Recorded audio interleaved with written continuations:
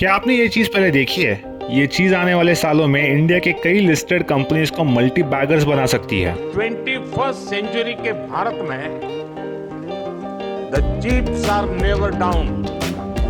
और सिर्फ इतना ही नहीं है, आज का भारत दुनिया को भरोसा देता है, when the chips are down you can bet on India.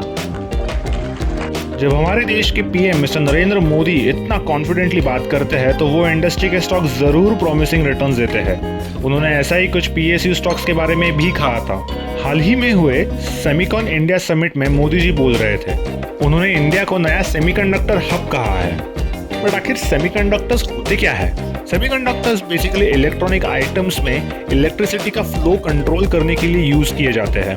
इस फ्लो को कंट्रोल करने से इलेक्ट्रॉनिक गैजेट्स और अप्लायंसेस अपने अलग अलग फंक्शंस परफॉर्म कर पाते हैं। अब कोई भी अप्लायंस लीजिए, स्मार्टफोन्स, कंप्यूटर्स, उसमें आपने ऐसे चिप्स देखे ही होंगे। और इस ग्रोइंग डिजिटलाइजेशन और ऑटोमेशन के ज़माने में सेमीकंडक्टर्स की डिमांड बढ़ने वाली है। सेमीकंडक्टर्स के बढ़ते डिमांड के साथ उनका मैन्युफैक्चरिंग, डिज़ाइन और सप्लाई करने वाली कंपनीज के स्टॉक प्राइसेस भी बढ़ेंगे। तो आइए देखते हैं ऐसी कंपनीज जो सेमीकंडक्टर से रिलेटेड है। नंबर 1 पे है RIR पावर, जो सेमीकंडक्टर डिवाइसेस मैन्युफैक्चर करती है। RIR ने पिछले 4 सालों में अपने रेवेन्यू और प्रॉफिट फिगर्स में एक बेहतरीन ग्रोथ दिखाई है और इसके स्टॉक प्राइस में पिछले 1 साल में 300% रिटर्न्स मिले हैं। दूसरी कंपनी है SPEL सेमीकंडक्टर्स। ये कंपनी सेमीकंडक्टर्स के डिजाइनिंग और पैकेजिंग के बिजनेस में है। SPEL की होल्डिंग कंपनी नाइट्रोनिक्स नाम की एक सिंगापुर की कंपनी है। इनके रेवेन्यू में 99% कंट्रीब्यूशन एक्सपोर्ट्स का है। ये कंपनी पिछले 3 सालों से हैवी लॉसेस सफर कर रही है और रेवेन्यू नंबर्स में भी कोई खास ग्रोथ नहीं दिख रही। तीसरी कंपनी है CG power and industrial solutions limited. ये कंपनी क्रॉम्पटन ग्रीव्स ग्रुप से बिलोंग करती है।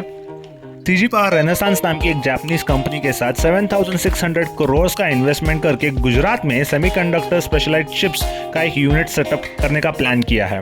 CG पावर ने अपने रेवेन्यू एंड प्रॉफिट फिगर्स में कांस्टेंट स्टेडी ग्रोथ दिखाई है और ये एक ऑलमोस्ट डेट फ्री कंपनी है। चौथी कंपनी है ASM टेक्नोलॉजीज लिमिटेड। ये एक मल्टीनेशनल कंपनी है जिनके 7-8 बिजनेसेस है और उन बिजनेसेस में से सेमीकंडक्टर मैन्युफैक्चरिंग और डिजाइनिंग एक बिजनेस है। ASM ने अपने इन्वेस्टर्स को पिछले 1 साल में 200% रिटर्न्स दिए हैं। ASM ने 2020 से अपने रेवेन्यूज में एक स्टेडी ग्रोथ दिखाई है, बट 2024 में इनके रेवेन्यूज ड्रॉप होते दिखे हैं। इसी साल कंपनी लॉसेस में भी दिखी है।